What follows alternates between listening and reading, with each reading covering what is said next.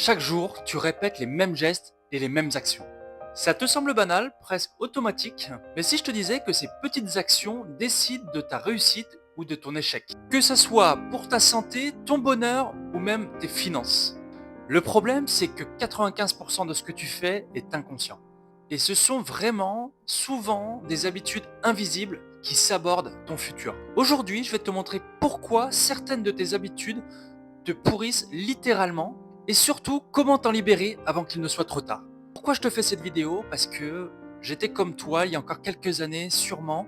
Je passais mes journées à jouer aux jeux vidéo, je fumais des cigarettes, je passais mes journées à fumer des pétards également, à faire comme tout le monde.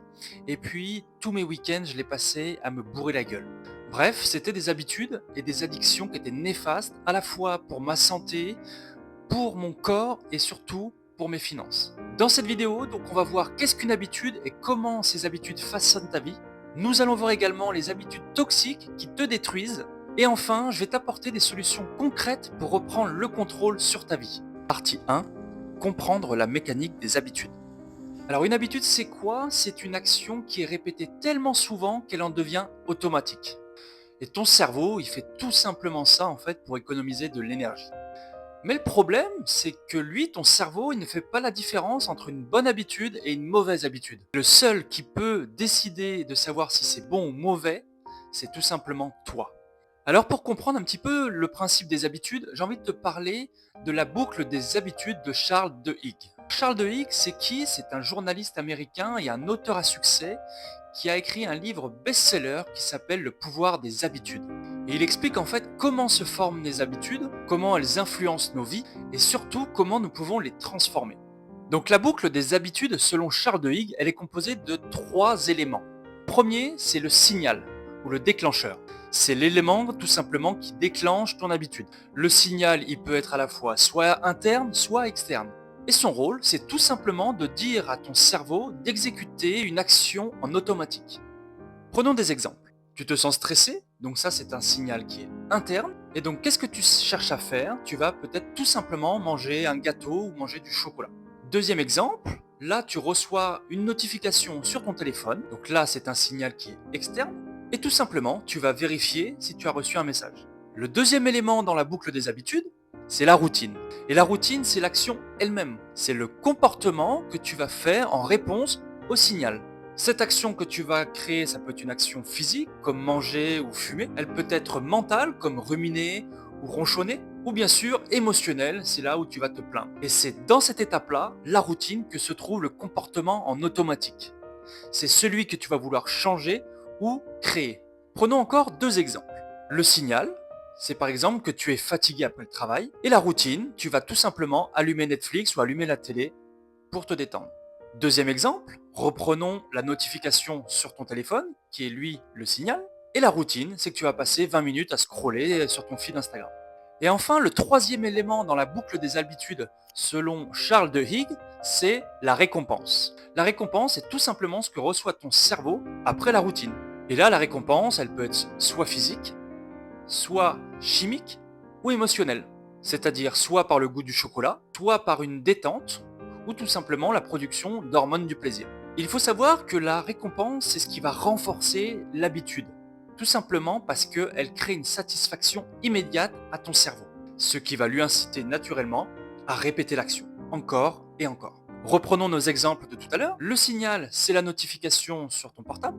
La routine, on disait donc du coup, tu vas scroller sur ton fil Instagram. Et la récompense, c'est la dose de dopamine que tu auras en restant sur ton téléphone. Il faut savoir également qu'en fait, les habitudes, elles s'ancrent très profondément dans notre cerveau. Et elles ne disparaissent jamais vraiment. Et vu qu'elles ne disparaissent jamais, la seule solution, c'est de les remplacer. Partie 2, les habitudes toxiques, le poison silencieux. Le problème avec les mauvaises habitudes, c'est qu'elles sont silencieuses, mais très destructives. Les mauvaises habitudes sont un petit peu comme des termites invisibles dans la charpente de ton corps, de ton esprit. Elles s'installent sans bruit, mais à long terme, elles te fragilisent. Elles fragilisent ton corps, ton esprit, tes relations, mais également tes finances. Et le pire, c'est qu'en fait, on s'en rend même pas compte. Ces habitudes sont tellement ancrées et de façon automatique qu'elles sabotent tous nos rêves. Alors je vais te donner quelques exemples en fait d'habitudes toxiques qui te sabotent et qui sabotent complètement nos vies. Il y a tout d'abord la procrastination. Prenons un exemple.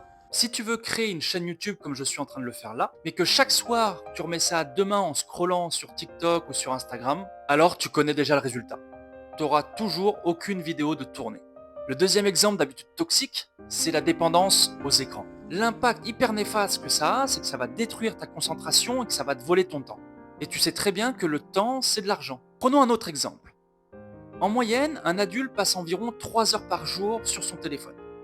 J'ai fait le calcul, au bout d'un an, ça fait presque 45 jours à passer sur ton téléphone. Tu as passé plus d'1 mois et demi à glander, tout ça pour rester devant ton écran. Et ça, c'est juste pour une année. Tout ça pour avoir regardé ton téléphone 3 heures par jour. Et enfin, la troisième habitude toxique que l'on a, c'est les choix alimentaires. Tu sais très bien qu'il y a une grande différence entre manger au fast-food tous les jours ou te faire à manger à la maison en préparant des petits plats très sympas avec des fruits et des légumes. Alors il y a une étude parue par l'université de Duke aux États-Unis qui montre que les mauvaises habitudes empruntent les mêmes chemins neurologiques que celles de la dépendance aux drogues. Je vais te raconter une petite histoire. Tu as Pierre et Paul, deux amis à moi, qui ont fait des petits choix qui sont complètement différents. Pierre, lui, il passe 1 heure par jour devant Netflix, il mange un petit gâteau, il prend l'apéro chaque soir. Et Paul, quant à lui, il fait 15 minutes de sport chaque jour, il lit 10 pages d'un livre qu'il souhaite et il s'endort tôt. Alors au bout d'une semaine, c'est vrai qu'il n'y a pas vraiment de différence. Mais au bout d'un an, Paul, qui lisait 10 pages d'un livre qu'il affectionnait, qui faisait 15 minutes de sport et qui se couchait tôt, a lu quant à lui au bout d'un an plus de 15 livres. Il est en meilleure forme et en plus de ça, il est beaucoup plus productif. Alors que de son côté, Pierre, il a pris 5 kilos, il se sent complètement dépassé et il est tout le temps fatigué. Les mauvaises habitudes, elles te détruisent pas immédiatement, mais elles vont t'éloigner progressivement de ce qui compte pour toi. Partie 3, la solution pour transformer tes habitudes. Alors la solution pour transformer tes mauvaises habitudes, tes habitudes toxiques, la première étape, c'est d'identifier les habitudes que tu veux changer, les habitudes toxiques. Pour ma part, c'était la cigarette. Et je me suis posé 3 questions. Quels sont les comportements qui me prennent beaucoup d'énergie? Quelles sont les actions qui m'empêchent chaque jour d'atteindre mes objectifs? Qu'est-ce que je fais en automatique sans même y réfléchir? Je te conseille donc de noter toutes ces questions, toutes les réponses à ces questions et de les analyser. Prenons l'exemple de regarder la télé 2 heures par jour.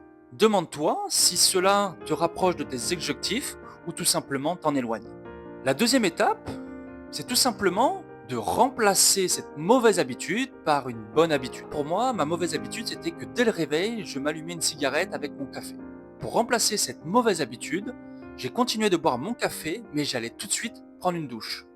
Je ne dis pas que ça fonctionnera pour toi, mais en tout cas, ça a été pour moi de retarder en fait le moment de m'allumer une cigarette. Et il n'y a pas de secret, comme tu l'as vu précédemment, on ne peut pas supprimer de mauvaises habitudes. On peut tout simplement les remplacer. J'ai noté une citation de James Clear dans son livre Atomic Habits. Le changement, c'est 1% d'amélioration chaque jour. Ce qui semble petit aujourd'hui peut transformer toute ta vie demain. La troisième étape, c'est aussi de reprogrammer ton environnement. Là, pour ma part, reprenons l'exemple de la cigarette, ça a été d'arrêter de fumer dans la maison, mais plutôt d'aller fumer dehors, sur la terrasse ou en extérieur. Il faut vraiment faire attention à ton environnement. C'est celui souvent que l'on néglige, mais c'est celui qui a le plus d'impact sur toi. Si ton environnement est toujours néfaste, ton habitude restera ancrée et tu pourras ne pas remplacer cette nouvelle habitude. Et enfin, la quatrième étape, c'est de te trouver un système de récompense. C'est-à-dire qu'après avoir remplacé une habitude qui était toxique ou d'avoir tout simplement créé une nouvelle habitude, félicite-toi. Ton cerveau a besoin de cette récompense pour pouvoir l'assimiler plus facilement. Ça peut être de t'offrir une sortie, ça peut être de t'offrir un bouquin ou d'aller manger un bout à l'extérieur. Mais dans tout ça, c'est bien beau de vouloir changer ses habitudes. La seule chose qui te fera changer, c'est de savoir pourquoi. Pourquoi tu fais ça? Pour qui et quelles sont tes réelles motivations? Et pour terminer, j'ai noté cette phrase qui dit « Les petites actions créent de grands changements ». N'oublie pas que tes habitudes te détruisent si tu les laisses te contrôler, mais si tu décides dès aujourd'hui de prendre le contrôle, même un tout petit pas peut transformer ta vie. Alors abonne-toi et partage dans les commentaires une habitude que tu veux changer. C'était Flo, je te dis à très bientôt. Ciao ciao.